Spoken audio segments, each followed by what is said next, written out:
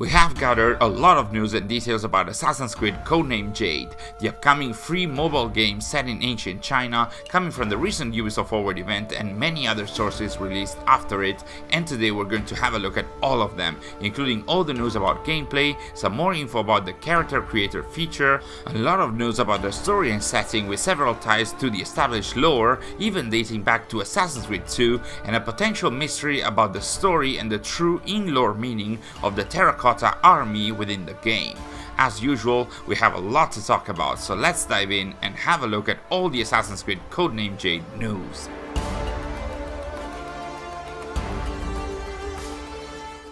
Assassin's Creed Codename Jade, the free-to-play mobile game set in ancient China, was presented once more at Ubisoft Forward 2 weeks ago with a CGI trailer and a few shots of the environments in-game that looks stunning for a mobile game, and we have gathered quite a lot of info about the game that might have been easy to miss during the announcement. The game, developed by Ubisoft and Level Infinite, will be a fully fledged AAA open-world Assassin's Creed game built on the Unreal Engine that will be available on the iOS and Android mobile systems, with a closed beta happening soon that at the time of recording players can still apply to by going on the main website, that is Assassin'sCreedCodenamejade.com, and that executive producer at Level Infinite, Andrei Chan, described as containing a new story and all the features that fans can expect from an Assassin's Creed game, like stealth, parkour, and assassinations, but also some quote-unquote familiar characters from the franchise, which we might already know about, as we'll see later. Also, for the first time in the franchise, Codename Jade will have a character creator feature at its start that will allow players to fully customize their character, which I guess we'll see how that's going to be justified story-wise. According to an article by IGN, through the character creator, players will be able to fully customize the look and style of their assassin character, including gender, clothing, and other features, so beyond the story justification for that, it's going to be pretty interesting to try. Speaking of clothing, it seems that from the white and grey outfit used in the promotional pictures from last year, we have moved to white and blue, very much like Basim in Assassin's Creed Mirage, apart from one illustration that seems to feature a character very much looking like Cassandra with the pilgrim set from Assassin's Creed Odyssey, and another one, which is way more interesting, that shows different outfits and loadouts, which might even hint at a potential presence of co-op for the game, especially considering how this looks very similar to how the co-op mode in Unity was presented in this iconic pose from the game's CGI trailer.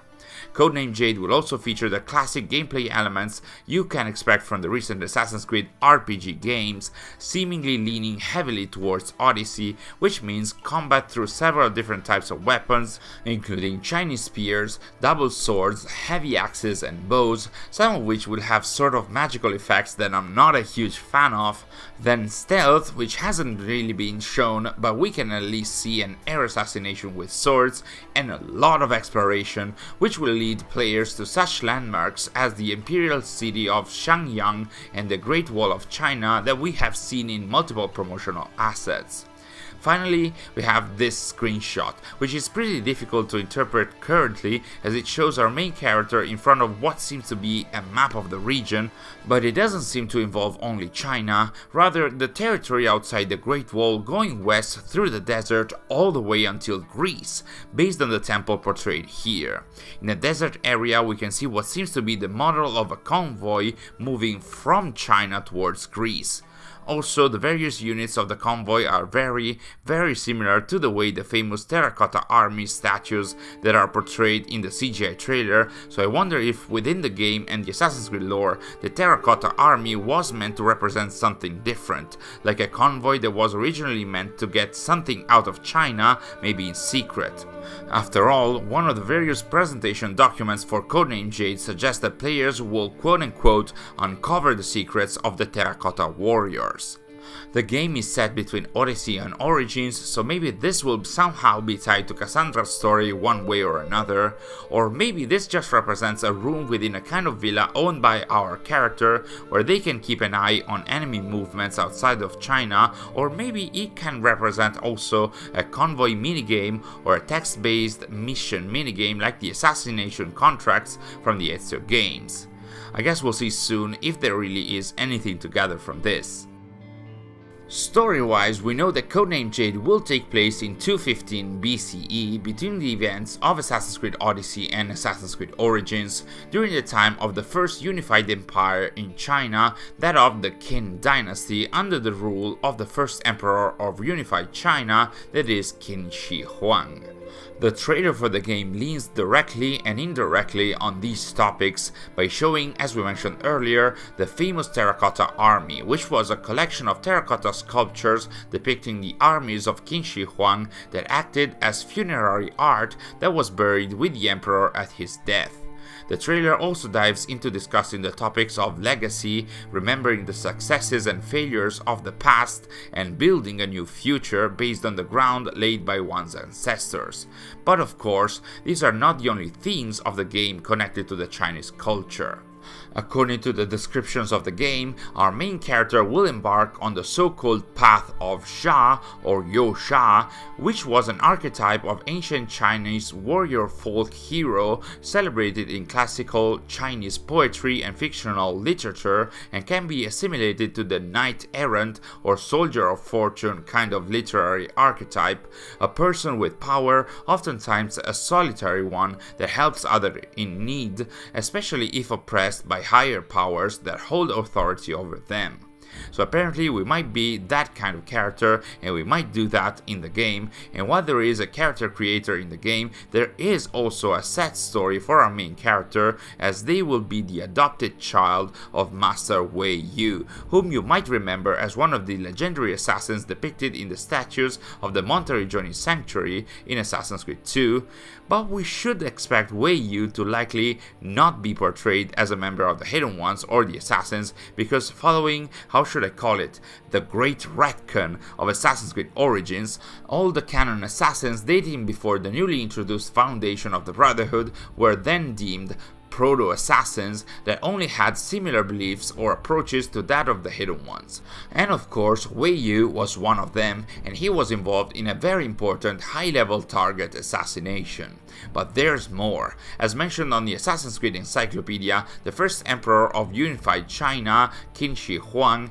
was supported by the Order of the Ancients in his dealings and also in the project that he undertook, including the creation of the Great Wall of China, and according to the Manhua Assassin's Creed Dynasty, another proto-assassin, Jin Ke, tried to assassinate Qin Shi Huang but failed, which caused Qin to grow fearful of any potential assassin, lowercase a there, wandering around the empire, prompting him to order the extermination of all of them.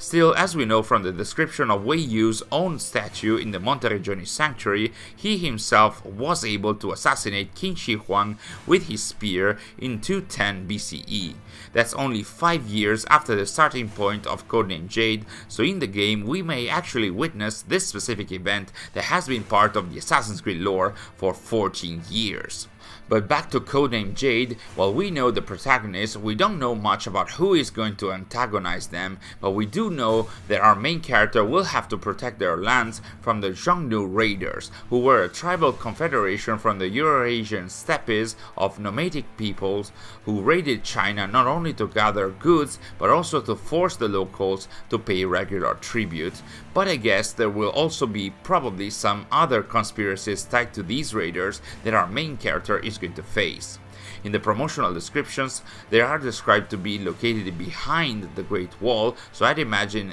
this is a plains/steppe-like environment we might find them in, but the trailer did show so many other environments, both urban and nature-based, that seem to be really vast and supposedly all explorable, and especially diversified enough to keep the game entertaining.